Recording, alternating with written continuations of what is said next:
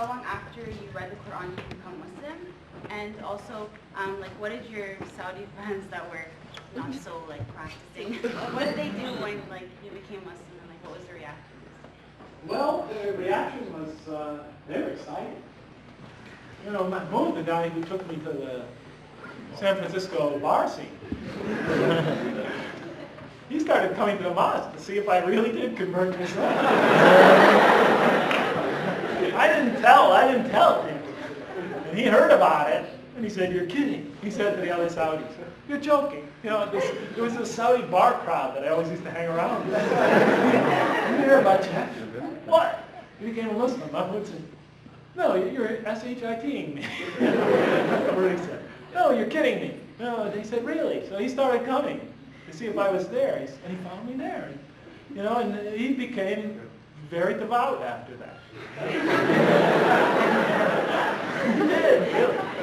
And most of the members of the family, but they were kids, you know, they were going through the wayward years of youth. They were probably going to get there anyway. But they're all very, you know, they're very moderate, but they're very, they're very devout people, but very nice devout, not the severe kind. You know, there's a lot of religious people we confuse severity with religiosity. Oh, look at that person, he's so mean and he's religious. He must be really religious. Thank you. Well, are you tired? Do you want to go home? Okay, if there aren't any more questions, doesn't seem to be any more questions. More details of this are written in my 3 books. I'm not encouraging you to buy them, honestly, although my publisher would love them if I do this. But if you're interested, I guess even Angels Ask talks a little bit more about these theological issues quite a bit. And Losing My Religion, A Call for Help has a chapter, it's about 100 pages long, that also discusses this. I think the two combined, you know, pretty much contain most of my thoughts on that, up to that stage of my life. Of course, as you grow and you learn and you experience, keeps enriching your understanding of these issues. Oh, one last question. Thank you for your interesting presentation. Briefly, what people know who have never read the Quran, what they know about Quran is the stories about war and fighting, and the story about women. Could you comment this to this, please? Briefly. War and fighting. Yes, you know, there's a verse in the Quran, you know. Fight them in line, wait and ambush, whatever. In the 9th Surah, Surah Al-Tawbah, verse 5, has a very warring tone. It talks about making war on certain people. It's often quoted by people who have a grudge against Islam and say, "See, Islam promotes violence."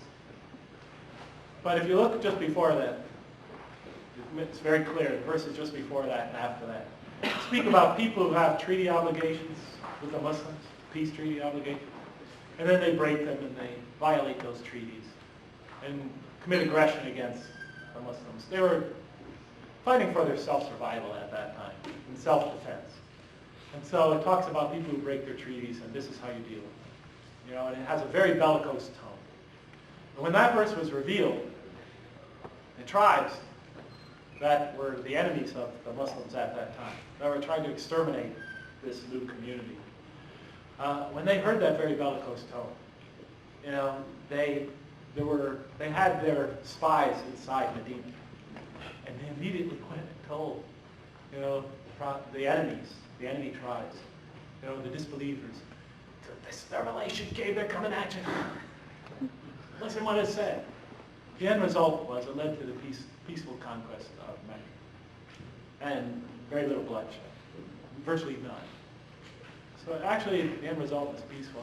But the long and the short was so it justified violence only against aggression. And in that particular context, because you could often hear that verse recited, the 5th verse of Surah Al-Tawbah, just read the verses before and after. It talks about, context is quite clear. It's about those who break their treaties. And it says about those who don't break their treaties, keep your peaceful relations with them and honor those treaties.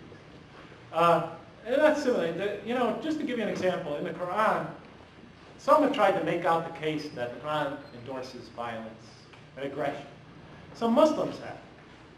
And when they do that, I remember that in their argument they had to write that that verse that I just mentioned canceled 254 verses of the Quran enjoining peace and only fighting in self-defense, with the non-Muslims. 254 verses that had to cancel. That's a good indication of what the Quran really says. Had to make that sort of massive cancellation. You'd be sure that must be violating the kind of what the Quran says in general. The Quran says don't commit aggression. Even says, if they seek peace, you seek peace, and don't worry about God. God will defend you. Even because a lot of times we think, oh, now that they seek peace, jump on them, now kill them, wipe them out. This is our chance. The Quran says they seek peace, you seek peace. God is the best of defenders.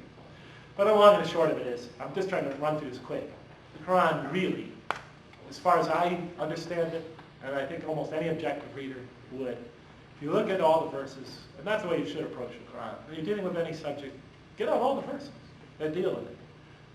Massive, amount of verses joining only fighting in self-defense or against veritable oppression. Let's see. What was the other one about women? Oh, that's a long subject. I'm a little bit tired, but yeah,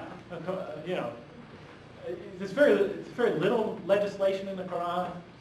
Again, it's a matter of how you interpret it, through what cultural lens you interpret it.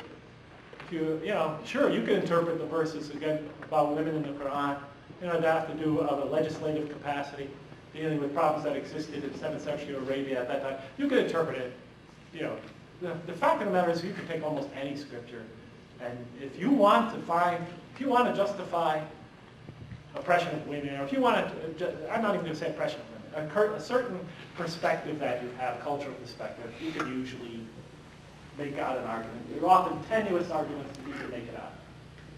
But a lot of that is determined, a lot of ways, we have to face the fact that, first of all, a lot of the claims against Islam simply aren't true when it comes to that issue.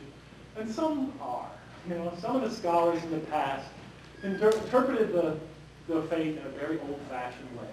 They were products of their time and place, and the assumptions of that time and place. We have a right and a duty to go back and look at those interpretations and critique them, because we have 1,400 years we have hundreds of years of experience since, to see if those interpretations make sense, to see if they're tenuous, to critique them and to be self-critical. And that kind of research is currently being done, and more of it needs to be done. The long and short of it is, though, I don't believe that truly the message of the Quran is oppressive towards women. Just the contrary.